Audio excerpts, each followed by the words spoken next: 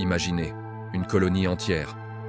Plus de 100 hommes, femmes et enfants, disparus, sans un cri, sans un corps, sans une seule trace, sauf un mot gravé dans le bois, Croatoan. Aujourd'hui encore, plus de 4 siècles plus tard, personne ne sait ce qu'il s'est réellement passé. Mais de nouvelles découvertes pourraient enfin lever le voile sur ce mystère.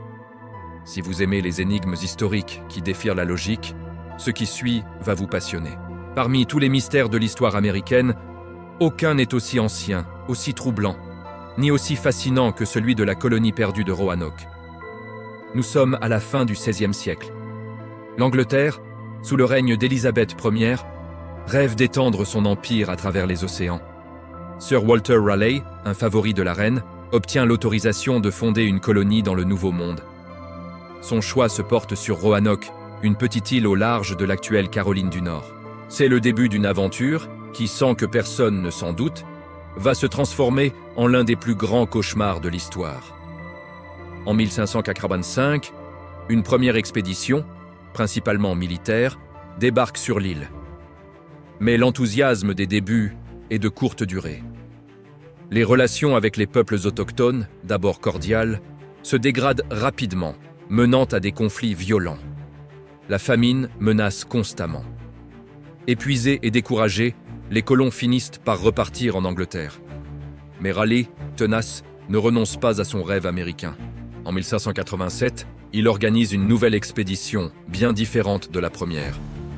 Cette fois, ce ne sont pas des soldats, mais des familles entières, des artisans, des femmes, des enfants. L'objectif est clair, fonder une véritable colonie de peuplement, durable et prospère. À leur tête, un homme nommé John White, un artiste et cartographe talentueux, désigné comme gouverneur. L'espoir renaît. Le 18 août 1587, un événement symbolique vient renforcer cet optimisme. La fille de John White donne naissance à Virginia Dare, le tout premier enfant anglais né sur le sol américain. L'avenir semble prometteur. Mais la réalité rattrape vite la colonie. Les vivres manquent cruellement. Face à l'urgence, John White prend une décision difficile. Il repart en Angleterre pour chercher de l'aide et des provisions, laissant derrière lui sa famille, y compris sa petite fille. Il promet de revenir au plus vite. Mais à cause de la guerre entre l'Angleterre et l'Espagne, il ne pourra tenir sa promesse que 3 ans plus tard. Quand John White revient enfin sur l'île de Roanoke, il s'attend à des retrouvailles joyeuses. Il s'attend à retrouver sa famille, ses amis, la colonie qu'il a laissée. Mais ce qu'il découvre est un silence de mort. Roanoke est déserte. Plus troublant encore, les maisons n'ont pas été détruites, mais proprement démontées. Il n'y a aucun corps. Aucun signe de lutte, de bataille ou de massacre. Et surtout, aucune trace de la croix de Malte, le signal de détresse qu'ils avaient convenu de graver en cas de danger. La seule chose qu'ils trouvent est un seul mot, gravé sur un poteau de la palissade, Croatoan. Et sur un arbre un peu plus loin, les 3 lettres, Cero. White comprend immédiatement. Croatoan est le nom d'une île voisine, aujourd'hui appelée Hatteras, et le nom de la tribu Ami qui y vit. Il veut s'y rendre sur le champ. Mais le destin, ou plutôt une terrible tempête, l'en empêche. Forcé de rebrousser chemin, il ne reverra jamais Roanoke, ni aucun des colons. Le mystère de la colonie perdue vient de naître. Au cours des siècles qui suivent, les théories pour expliquer cette disparition se multiplient. La première, et la plus évidente, est celle de l'assimilation volontaire. Les colons, à court de ressources, auraient tout simplement décidé de rejoindre une tribu alliée, probablement les Croatoans, comme le message semblait l'indiquer. Une autre hypothèse, plus sombre, est celle du massacre. Des années plus tard, le puissant chef Powhatan affirmera avoir anéanti les colons. Cependant, aucune preuve archéologique, aucune fosse commune n'a jamais été trouvée pour confirmer cette version. On a aussi évoqué la famine ou une épidémie dévastatrice. C'est une possibilité, mais cela n'explique pas pourquoi les colons auraient pris la peine de démonter soigneusement leur maison, ni pourquoi ils auraient laissé un message indiquant une destination. Enfin, il y a la théorie de la dispersion.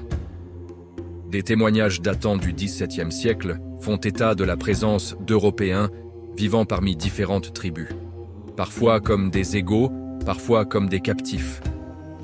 Les colons se seraient-ils séparés en plusieurs petits groupes? Pendant des siècles, aucune de ces hypothèses n'a pu être prouvée. Il faut attendre la fin du XXe siècle pour que l'enquête reprenne véritablement. Grâce aux nouvelles technologies, les archéologues retournent sur les lieux avec un nouvel espoir. La première piste les mène logiquement sur l'île d'Hatteras, l'ancienne Croatoan. L'archéologue britannique Mark Horton et son équipe y font des découvertes stupéfiantes sur le site de Cape Creek. Ils mettent au jour des objets européens datant précisément de la fin du XVIe siècle. Une poignée de rapières, des fragments de pistolets, un lingot de cuivre, une tablette en ardoise avec son stylet en plomb, et le clou du spectacle. Une chevalière en or, gravée d'un lion ou d'un cheval bondissant.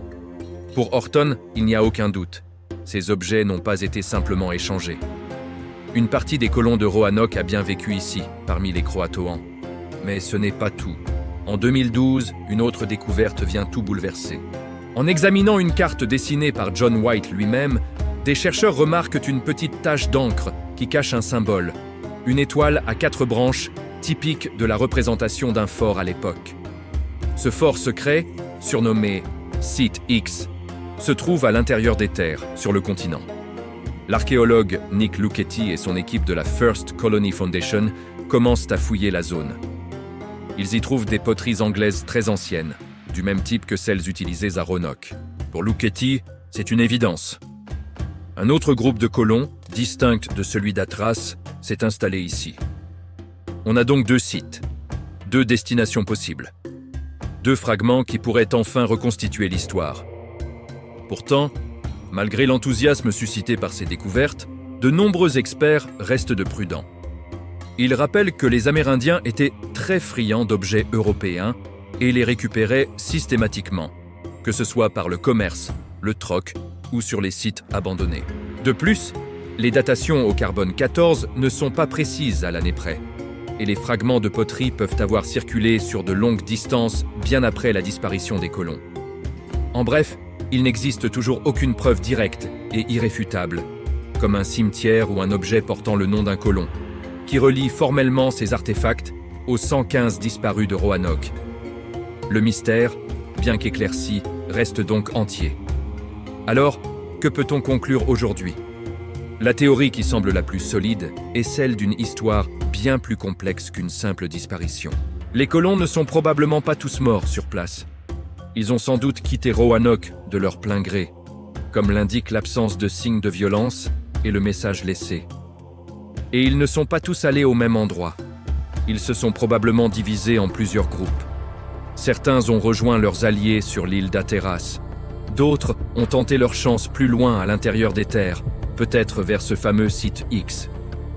Au fil du temps, ils se sont assimilés aux tribus locales, partageant leur vie, leurs coutumes, leur sang. Certains comme des alliés, d'autres peut-être comme des captifs. Ce ne serait donc pas l'histoire d'une disparition, mais celle d'une transformation. L'histoire d'une colonie qui, pour survivre, s'est fondue dans un autre monde, jusqu'à disparaître de la nôtre. Plus de 430 ans après les faits, les 115 hommes, femmes et enfants de Roanoke continuent de nous fasciner. Chaque nouvel artefact découvert, chaque fragment de poterie, chaque symbole caché sur une carte ancienne nous rapproche un peu plus de la vérité, mais sans jamais la dévoiler complètement. Le mystère demeure. Et c'est peut-être ça, finalement, le plus incroyable dans cette histoire. Si vous aussi vous êtes passionné par les grandes énigmes de l'histoire, si vous voulez explorer les secrets des civilisations oubliées et des affaires non résolues, alors n'hésitez pas. Ici, on ouvre ensemble une nouvelle porte vers l'inconnu. Merci de nous avoir suivis et à très bientôt.